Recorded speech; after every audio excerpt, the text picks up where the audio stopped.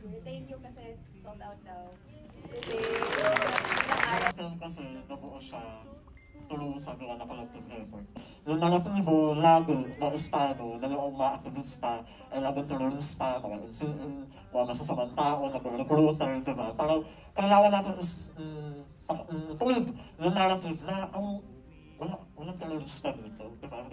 Puro aktivista lang na gustong tumulong. Kaya naman natin sa structure ng pelikula. Parang gusto namin na i-immerse kayo sa buhay ng mga aktivista. Palagi Labanan natin ang korap at pasistang rehimen US Marcos Jr.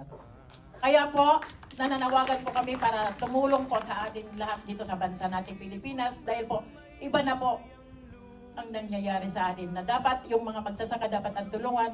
Bakit hindi nakukulong po yung bilyong-bilyon na kinukurap ng nasa poder ng gobyerno?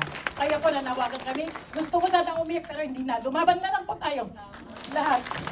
Nananawagan po kami na magkaisa po tayo para sa ating bansa. kaya hindi tayo nawawala ng pag-ibig, hindi tayo nawawala ng pag-asa. Yung sinabi ng Ate Agnes, lagi na ako sinasabi na yung pag-asa natin nasa paglaban. Naku, ito na naman. Maki baka!